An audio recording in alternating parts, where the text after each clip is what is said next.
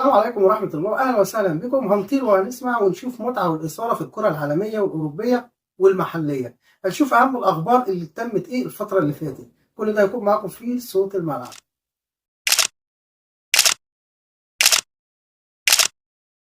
أهلا وسهلا بكم مع النجم القارة وهو النادي الأهلي، النجم اللي دايما مفرح جمهوره. الأجمل من الفوز على بتروجيت النهارده وهو ابتسامة أشرف شرقي. أول ما جه الجون يا جماعة، برغم إن هو كان تغيير، بس بصوا فرحان قد إيه، برغم إنه لسه ما عادش في النادي الأهلي، لكن هي دي لعيبة الأهلي وهو ده الستايل وطبيعة وإدارة النادي الأهلي، الروح الجميلة اللي في النادي الأهلي.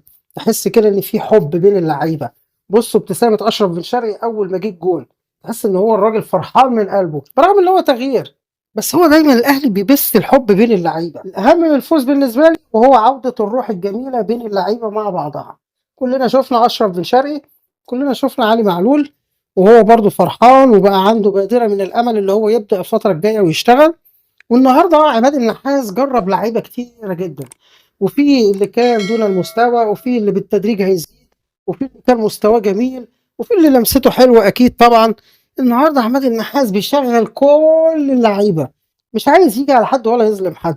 الاكفأ هو اللي هيكون من ضمن ال11 وهيبقى كمان بديل، لكن عماد النحاس اللي هيعمله ان هو هيصح كل الفرقه ويفوق كل الفرقه.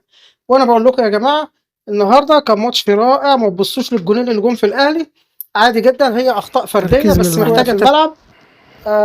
رامي ربيعه محتاج ان هو يشغل بس مخه شويه بدل عضلاته، لان هو متسرع ومندفع شويه زياده عن اللزوم.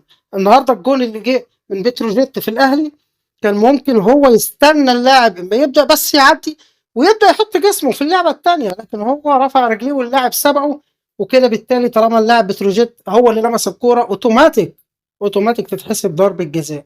الحكم النهارده ما كانش قد كده، لانه جه على الاهلي شويه في كره بتاعت امام عاشور اللي جت في ايد اللاعب، وفي كره تانية برضو ضربه جزاء. لكن في النهايه الاهلي عمره ما بيعترض، ودايما بيتعود على كده، ما بيحبش يعمل مشاكل والهجوم على الحكم والقلق والتوتر ده كله، لا لا لا خالص. النهارده كمان كانت الاجوان ملعوبه، ومبروك لوسام ابو علي عوده الثقه بنفسه، لانه كان بقاله 75 يوم ما جابش جون، وقت كبير جدا كنجم زي كده. وجراديشار كان مركز وجاب جون جميل قوي قوي. وكالعاده كالعاده وكل عاده، النجم الكبير امام عاشور بعتبره واحد من اجمل الصفقات، لاعب حريف ومخلص للنادي، بيلعب كوره للكوره.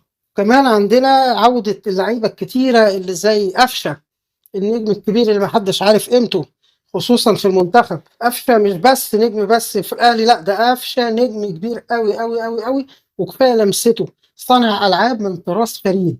النهارده شاط الكوره بيركنها اكنه بيركن ضربه جزاء، لو في الجون تبقى جون. قفشه راجل بيشغل 99% من عقله في الكوره، وهو ده المطلوب.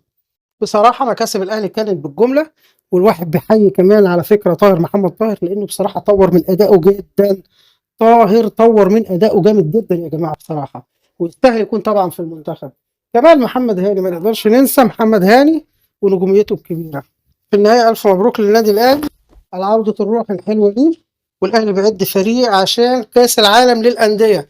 مش بس الاهلي دايما هدفه الدوري ولا مش الدوري، لا لا لا، الاهلي عنده استراتيجيه كبيره جدا، مش بس الدوري، لا الاهلي بيعد فريق ل 10 15 سنه، وهو ده النادي الاهلي، وهو اللي بيدجل، وهو ده النادي الاهلي اللي احنا عارفينه، اللي دايما بيفرحنا والفريق ومنجح. الف مبروك للنادي الاهلي على عوده الروح الجميله، ودايما احنا بنساند النادي الاهلي زي ما كده. يبقى وصلنا لنهايه الفيديو. شكرا لكم والسلام عليكم ورحمه الله وبركاته.